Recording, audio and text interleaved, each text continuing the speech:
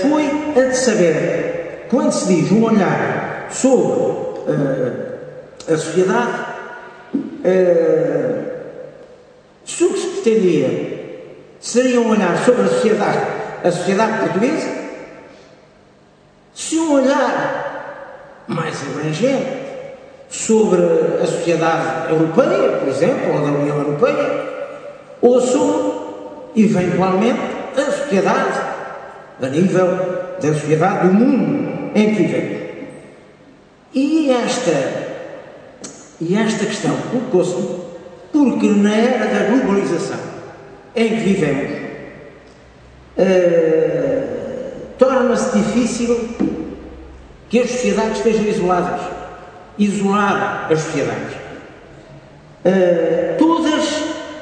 Todas as sociedades, bom, eu estou a dizer todas, mas quem me está a ouvir sabe que eventualmente poderá haver exceções a este todas, mas o termo melhor que tenho é este, todas. Todas as sociedades hoje em dia são permeáveis a inúmeras influências e já não há, se assim se pode dizer, sociedades em estado puro. Eu diria até que mesmo os primitivos atuais, que ainda por lá subsistem em algumas selvas, entre aspas, do Brasil, por exemplo, até esses, se calhar, já têm baldes de plástico. Portanto, já não há as tais sociedades em estado puro em lado nenhum, penso eu. Por exemplo, no seio dos países que compõem a União Europeia, muitos aspectos dessas sociedades são muito idênticos entre si, por razões que se prendem com determinadas normas da própria União Europeia, por exemplo. Aí está. Daí que não haja grandes diferenças entre, concretamente, essas sociedades da União Europeia, assim como não há entre a nossa sociedade e as nossas e outras. Por outro lado, a análise da sociedade exige que se tenha em conta todas as vertentes, numa linguagem mais historiográfica, todas as estruturas que informam uma sociedade. Desde logo, a estrutura económica, a estrutura política e a estrutura mental, em que a cultura e a religião, por exemplo, têm um peso que tem que ser levado em consideração.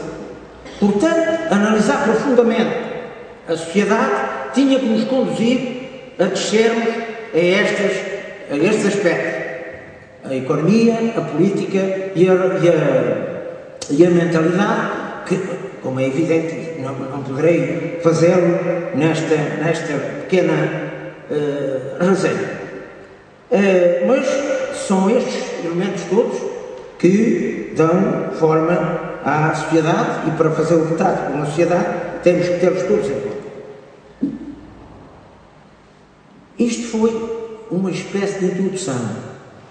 Eu coloquei aqui as questões que coloquei a mim mesmo quando aceitei estar aqui esta noite. Agora, vamos mais concretamente ao que aqui nos traz.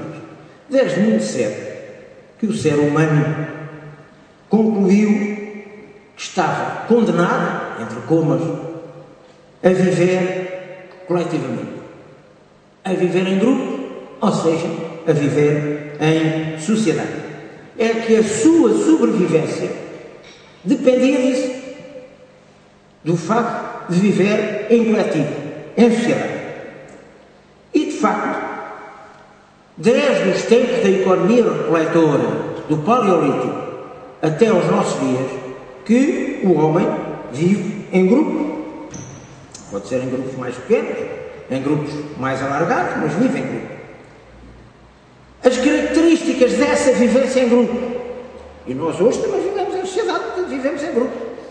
Agora, uma sociedade pode depois ter dentro de si, como se sabe, grupos restritos com determinadas características, mas todos têm que viver entre si.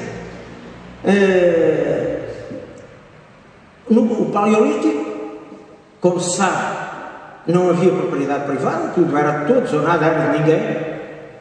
Talvez se possa pôr a questão das duas maneiras. O homem vivia em grupo, caçava em grupo e lá foi vivendo até que no Neolítico aparece a propriedade privada e a estratificação social. E aqui as coisas mudaram imediatamente de figura. A estratificação social e a propriedade privada estão intimamente ligadas, porque a economia produtora exigiu isso mesmo. Tinha que haver divisão de tarefas e o papel dos líderes passou a ser muito mais determinante do que era eventualmente durante o Paleolítico. Depois aparecem as sociedades escravagistas, de que a antiga Roma, a antiga civilização romana, sobretudo no tempo do Império, é um exemplo mais evidente. A servidão, as sociedades serviis, que a Idade Média Ocidental e outras regiões do globo, isto não é um fenómeno só do Ocidente, mas a gente está sempre com uma perspectiva da história mais centrada no Ocidente. As sociedades servis, portanto, também foram uma realidade durante toda a Idade Média e grande parte da Idade Moderna, até que, finalmente, no século XVIII, o processo de industrialização e a industrialização gerou as sociedades dos nossos dias, praticamente, com nuances e com diferenças, e conduziu ao aparecimento de operários e patrões, de indivíduos que estão ao serviço de outros e em que o sistema capitalista teve uma ação importante desde, sobretudo, a Revolução Industrial. Portanto, o domínio sistemático de uns poucos sobre outros, a maioria, já vem de trás e, sobretudo, surge com o aparecimento da propriedade privada dos meios de produção. É uma sociedade dividida em castas, em grupos ou classes, e o sonho da sociedade sem classes, que imediatamente se põe, acabou no século XX por não ter sido um projeto muito conseguido, ainda que utopia ou não. Todos nós, no fundo, almejamos a sociedade sem classes. Hoje não há classes sociais institucionalizadas, mas a verdade é que todos nós sabemos que na sociedade em que vivemos nem todos somos iguais. Em muita coisa, mas disso também não vou agora ocupar aqui em pormenor. Nos séculos XX e XXI, as sociedades têm sido controladas ou pelo Estado, no caso das ditaduras, por exemplo, ou pelos aparelhos ideológicos dos partidos políticos, mas também pelos aparelhos das igrejas ou religiões. Portanto, todo este tipo de organizações tem tentado ou conseguido muitas vezes controlar a sociedade. No caso das democracias, os partidos políticos procuram controlar as sociedades no sentido de lhes incutir as ideias que levarão as pessoas a agir desta ou daquela maneira e a optar por esta ou aquela proposta.